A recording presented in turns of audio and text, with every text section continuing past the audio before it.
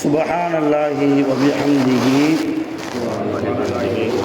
அதத கல்கிஹி வ ரிலா நஃப்ஸிஹி வ ஸினத அர்ஷிஹி வ மிதாத கலிமாத்திஹி. சுப்ஹானல்லாஹி வ பிஹம்திஹி அதத கல்கிஹி வ ரிலா நஃப்ஸிஹி வ ஸினத அர்ஷிஹி வ மிதாத கலிமாத்திஹி. சுப்ஹானல்லாஹி வ பிஹம்திஹி அதத கல்கிஹி வ ரிலா நஃப்ஸிஹி வ ஸினத அர்ஷிஹி வ மிதாத கலிமாத்திஹி. நஹ்மதுல்லாஹல் அலீம் வ நுஸல்லி அலா ரசூலிஹில் கரீம். அம்மா பஅத். அன்பான ஜமாத்தார்களே, அல்லாஹ்வின் நல்லடியார்களே, அல்லாஹ்வுடைய அருளால் ஃபஜ்ருடைய தொழுகையை தொழுதுவிட்டு நன்மையான காரியங்கள் குறித்து பேசுவதற்காக கேட்பதற்காக நாம் எல்லாம் அமர்ந்திருக்கிறோம். அல்லாஹ் ஜல்லஷானஹு வ தஆலா நம்முடைய எல்லா இபாதத்துகளையும் பரிபூரணமாக கபூல் செய்வானாக. ஆமீன். அல்லாஹ்வுடைய ரஹ்மத்தும் மேலான மக்ஃபிரத்தும் நம் அனைவர்கள் மீதும் முழுமையாக வந்து சேரட்டுமாக. ஆமீன். சங்கையான பெருமக்களே, நபி ஸல்லல்லாஹு அலைஹி வஸல்லம் அவர்கள் நமக்காக அல்லாஹ்வால் அனுப்பப்பட்ட இறை தூதராக, எல்லா நபிமார்களுக்குமான தலைவராக, அல்லாஹ்வுடைய ஹபீபாக இருக்கிறார்கள். அந்த நபி ஸல்லல்லாஹு அலைஹி வஸல்லம் அவர்களோடு சஹாபாக்கள் நடந்து கொண்ட விதம் ரொம்ப அழகான ஒரு அணுகுமுறை.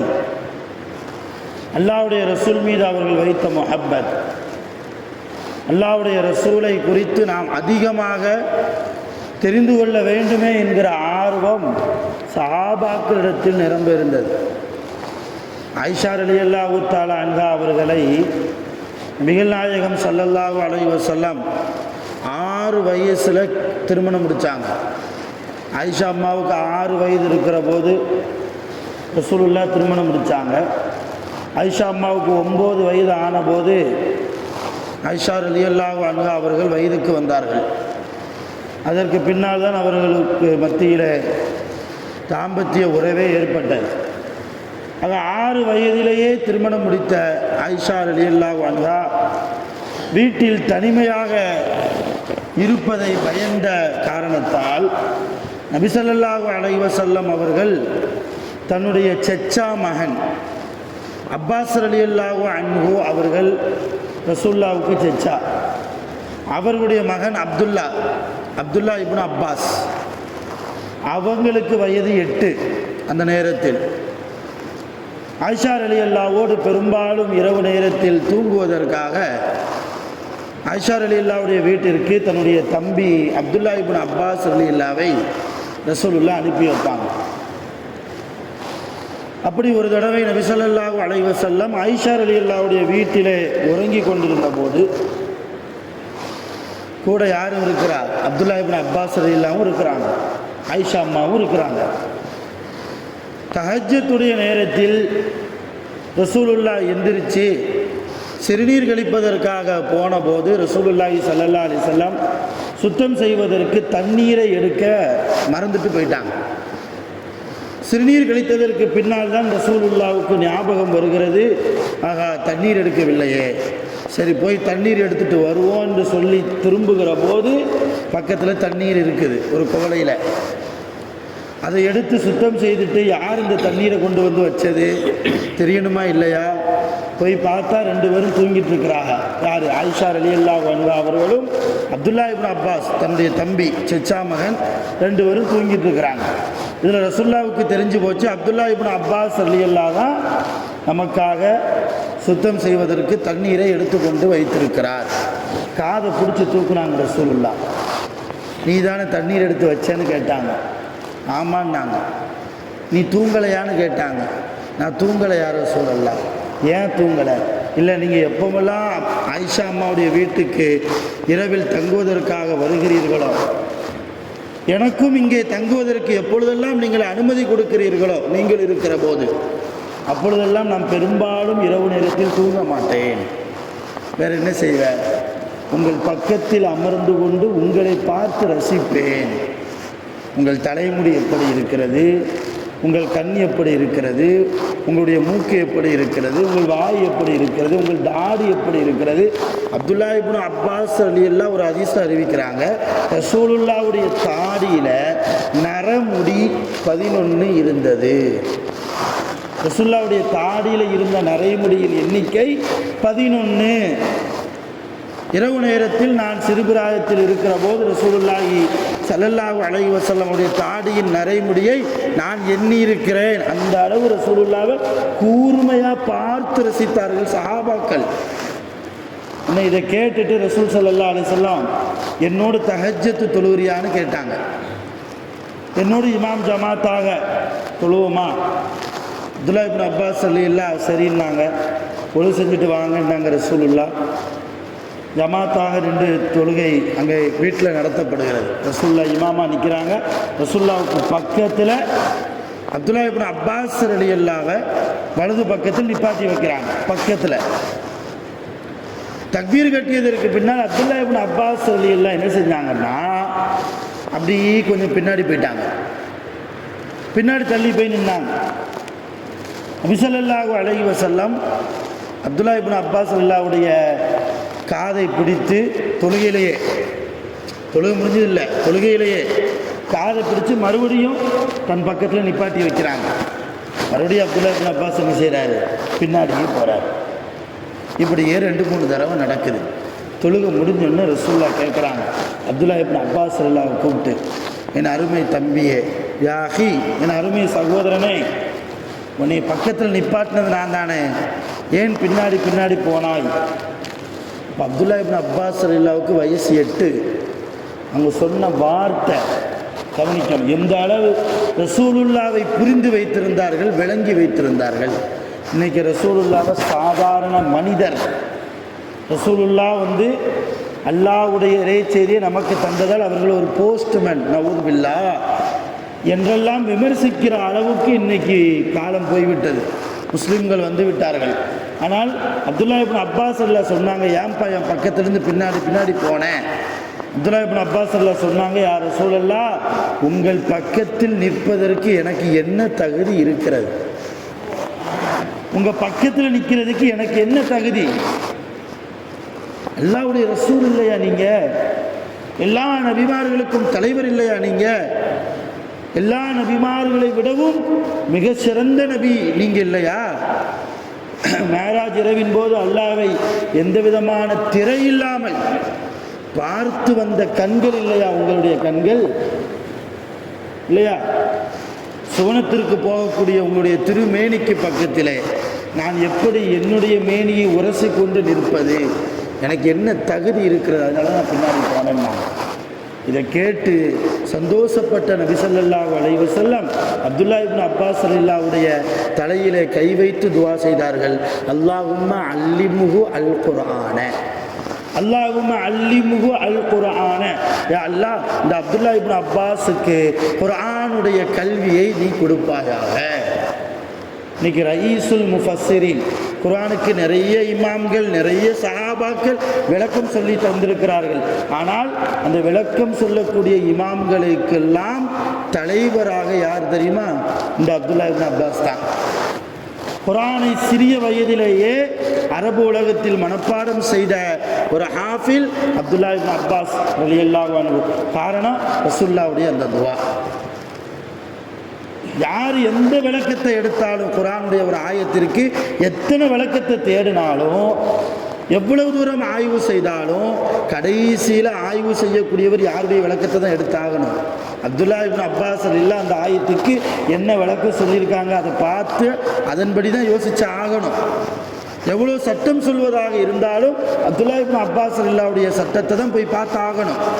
அந்த அளவு குர்ஆனுடைய ஞானம் கொடுக்கப்பட்டார்கள் அப்துல்லா இப்னு அப்பாஸ். காரணம் ரசூலுல்லாஹுடைய துஆ. ரசூலுல்லாஹுடைய துஆ எப்போ கிடைச்சது? ரசூலுல்லாஹுக்கு முன்னால் தன்னை பணிவாக காண்பித்ததால், தன்னை தாழ்வுபடுத்தி காண்பித்ததால், ரசூலுல்லாஹுக்கு முன்னால் தன்னை இல்லாமல் காண்பித்ததால், நான் ஒன்றுமே இல்லை என்கிற அளவுக்கு இறங்கி போனதால் ரசூலுல்லாஹுடைய துஆவுக்கு உரித்தானவர்களாக அப்துல்லா இப்னு அப்பாஸ் ரலியல்லாஹு மாறினார்கள் என்றால், அருமையான பெருமக்களே, ரசூலுல்லாஹ் விஷயத்தில் சஹாபாக்கள் நடந்து கொண்ட விதம், இப்படி ஒவ்வொரு சஹாபியும் மக்காவில் இருந்தபோது ரசூல் ஸல்லல்லாஹு அலைஹி வஸல்லம் மறைமுகமாக இஸ்லாத்தை பரப்புனாங்க. அதில் ரசூலுல்லாஹ் ஒரு காரியம் செஞ்சாங்க. என்னென்னா, மதீனாவிலிருந்து அல்லது பல ஊர்களிலிருந்து ஹஜ்ஜி செய்வதற்காக மக்காவுக்கு வருவாங்க. அதில் மதீனாவில் இருந்து வந்த சில பேரை ரசூல் ஸல்லல்லாஹு அலைஹி வஸல்லம் அக்கபா அப்படிங்கிற இடத்துல வச்சு சந்தித்து இஸ்லாத்தை எடுத்து சொன்னாங்க. ஈமானை பற்றி எடுத்து சொன்னாங்க, அல்லாஹ் பற்றி எடுத்து சொன்னாங்க, எல்லா ஷிர்க்கை பற்றி எடுத்து சொன்னாங்க, நபியை பற்றி எடுத்து சொன்னாங்க. வந்தவங்க ஈமான் கொண்டாங்க. போயிட்டு அடுத்த வருஷம் அவங்க வரும்போது கொஞ்சம் அதிகமான பேர் வந்தாங்க. அதே அக்கபாவுடைய இடத்துல ரசூலுல்லாஹ் மறுபடியும் அவங்க சந்திக்கிறாங்க. அதிகமான பேர் வந்தாங்க. ரொம்ப சந்தோஷப்பட்டாங்க ரசூலுல்லாஹ்.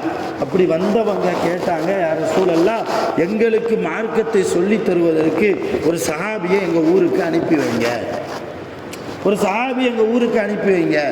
அந்த நேரத்தில் நபி ஸல்லல்லாஹு அலைஹி வஸல்லம் அவர்கள் முஸ்அப் இப்னு உமைர் என்று சொல்லக்கூடிய ஒரு சஹாபியை அனுப்பிச்சி வச்சாங்க. பெரிய பணக்காரர், மக்காவில் பெரிய பணக்காரர். வரலாறுல வருது, அவர் ஒரு அத்தர் தேய்ச்சார்னா அந்த வீதி ஃபுல்லாக மணக்குமா. அந்த அளவு விலை உயர்ந்த நறுமண திரவியங்களை வைத்திருப்பவர் முஸ்அப் இப்னு உமைர் ரலியல்லாஹு. தங்கத்தால் ஆபரணம் அணிந்திருப்பார் முஸ்அப் இப்னு உமைர் ரலியல்லாஹு. அவ்வளவு பணக்காரர். ஆனால் என்னைக்கு இஸ்லாத்தை ஏற்றுக்கொண்டு உள்ளே வந்தார்களோ, மூமினாக மாறினார்களோ, எல்லா சொத்தையும் தீனுக்காகவே கொடுத்து செலவிட்டார்கள். கடைசியில் அவங்களுடைய நிலைமை என்ன தெரியுமா? ஜனாசாவின் போது அவருடைய உடம்பை கஃன் செய்வதற்காக கஃன் துணி கூட முழுமையாக கிடைக்கல. தலையை மூடுனா கால் தெரியுது, காலை மூடுனா தலை தெரியுது. அந்த அளவு ஒரு முழுமையான கஃன் துணிக்கு சொந்தமில்லாத நிலைமையில் தான் முஸ்அப் இப்னு உமைர் ரலியல்லாஹு இறந்து போனார்கள். கடைசியில் தலையை மறைச்சி காலை மறைக்காமல் கபருக்குள்ள ஜனாசாவை வச்சு அந்த கால் பகுதியில் இதுஹர் என்று சொல்லக்கூடிய இலந்தை மரத்தினுடைய இலையை ரசூல் ஸல்லல்லாஹு அலைஹி வஸல்லம் கால் மாட்டில் போட்டாங்க. போட்டு அதற்கு பின்னால் தான் மண்ணை போட்டு கபர் நல்லடக்கம் செய்யப்பட்டது அங்கே. அப்போ அவ்வளவு தூரம் முஸ்அப் இப்னு உமைர் ரலியல்லாஹு தீனுக்காக பாடுபட்டார்கள். யாருக்காக? ரசூலுல்லாஹ்வுக்காக. ரசூலுல்லாஹ் சொல்லிவிட்டார்களே என்பதற்காக முஸ்அப் இப்னு உமைர் ரலியல்லாஹு ரசூலுல்லாஹ் மதீனாவுக்கு அனுப்பிச்சி வச்சாங்க. ரசூலுல்லாஹ் போகிறதுக்கு முன்னாலேயே மதீனாவில் யூதர்களை தவிர மற்ற பேர் எல்லாருமே முஸ்லீமாக ஆயிட்டாங்கன்னா அதுக்கு காரணம் யார்? இந்த முஸ்அப் இப்னு உமைர் ரலியல்லாஹு தான். போய் என்ன செஞ்சாங்க? குர்ஆனை சொல்லி கொடுத்தாங்க, ஹதீஸை சொல்லி கொடுத்தாங்க, அல்லாஹ்வை பற்றி சொல்லி கொடுத்தாங்க. சொர்க்கம் நரகம் எல்லாத்தையும் அல்லாஹ்வுடைய ரசூல் மூலமாக தான் கற்றுக்கொண்ட எல்லா கல்வியையும் மதீனாவில் பரப்பினாங்க. அதனால தான் ரசூலுல்லாஹ் ஹிஜ்ரத் செய்து மக்காவிலிருந்து மதீனாவுக்கு போகிற போது மதீனாவின் எல்லைகளில் சிறுவர்கள் உள்பட எல்லோரும் ரசூலுல்லாவை வரவேற்பதற்காக நின்றார்கள். அவ்வளவு மிகப்பெரிய முஸ்லீம் கூட்டத்தை, ஒரு பெரிய ஜமாத்தையே முஸ்அப் இப்னு உமைர் ரலியல்லாஹு ஏற்படுத்தினார்கள். முஸ்அப் இப்னு உமைர் ரலியல்லாஹுவோடு ரசூலுல்லாஹ் இன்னொரு சஹாபியை அனுப்பிச்சு வச்சாங்க. கண்டறியாத சஹாபி அப்துல்லா இப்னு உம்மி மக்தூம் ரலியல்லாஹு தஆலா அன்ஹு. கண்ணு தெரியாதவருக்கு இருந்தாலும் ரசூலுல்லாஹ் சொன்னாங்களேன்னு போனாங்க. போய் முனாஃபிக்கீன்களுக்கு மத்தியில் உட்கார்ந்து யூதர்களுடைய சூழ்ச்சியையும் கடந்து அந்த தீனுல் இஸ்லாம் என்கிற நம்முடைய மார்க்கத்தை மிக அழகான முறையில் குர்ஆனை கற்றுக் கொடுத்து ஹதீஸுகளை கற்றுக் கொடுத்து மார்க்கத்தை பரப்பி ரசூலுல்லாஹ் வருவதற்கு முன்னாலேயே அந்த ஒரு ஊரை முஸ்லிம்கள் நிறைந்த ஊராக மாற்றினார்கள் என்றால் காரணம் ரசூலுல்லாவுக்கு கட்டுப்பட வேண்டும் என்கிற அந்த எண்ணம். ரசூலுல்லாஹ் சொல்லிட்டாங்க அப்படிங்கிற அந்த எண்ணம். இன்றைக்கி ரசூலுல்லாஹ் சொன்னாங்க, நபி அவர்கள் சொன்னாங்கன்னு சொல்லி நிறைய ஹதீஸுகளை நாம் கேள்விப்படுகிறோம். நிறைய ஹதீஸ்களை ஹராமான காரியத்தில் ஈடுபடாதீர்கள் ரசூலுல்லாஹ் சொன்னாங்கன்னு ஹதீஸை கேள்விப்படுறோம். தொழுகையில் தக்வாவை வையுங்கள் ரசூலுல்லாஹ் சொன்னாங்கன்னு ஹதீஸை கேள்விப்படுறோம். வியாபாரத்தில் நீதமாக நடந்து கொள்ளுங்கள், உங்கள் குடும்பத்தில் நீங்கள் நீதமாக நடந்து கொள்ளுங்கள் ஹதீஸை கேள்விப்படுகிறோம். குர்ஆனுடைய ஆயத்தை கேள்விப்படுகிறோம் உலமாக்களின் மூலமாக. ஆனால் நம்முடைய நடைமுறையில் வருகிறதா? இல்லை. காரணம், அல்லாஹ்வுக்கும் அல்லாஹ்வுடைய ரசூலுக்கும் கட்டுப்பட வேண்டுமே என்கிற அந்த எண்ணம் இன்னும் முழுமையாக நமக்கு பிறக்கவில்லை. அந்த எண்ணம் என்றைக்கு யாரிடத்தில் வருகிறதோ அவர் வெற்றி குறித்தானவர். நாளை கியாமத்தில் அல்லாஹ் அவருக்கு கேள்வி கணக்கு இல்லாமல் சுவனத்தை கொடுப்பார். அப்படித்தான் ஹதீஸும் இருக்கிறது.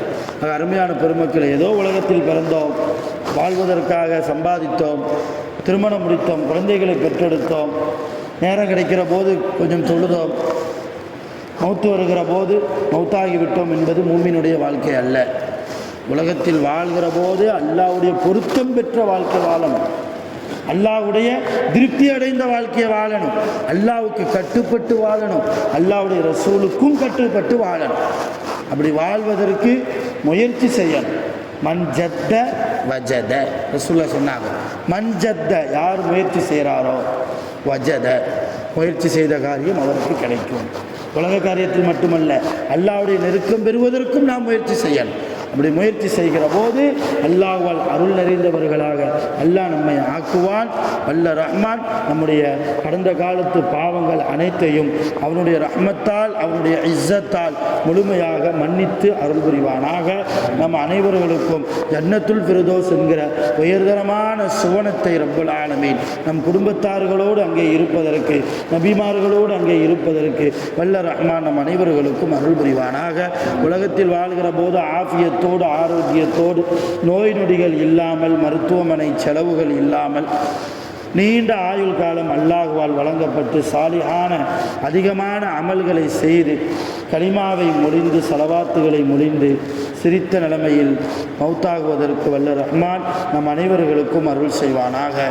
ஆஹிரு தஅவானா அனில் அல்ஹம்துலில்லாஹி ரப்பில் ஆலமீன். சுப்ஹானல்லாஹி வ பிஹம்திஹி சுப்ஹானல்லாஹி வ பிஹம்திஹி அஷ்ஹது அன் லா இலாஹா இல்லா அன்த அஸ்தக்ஃபிருக வ அத்தூபு இலைக்.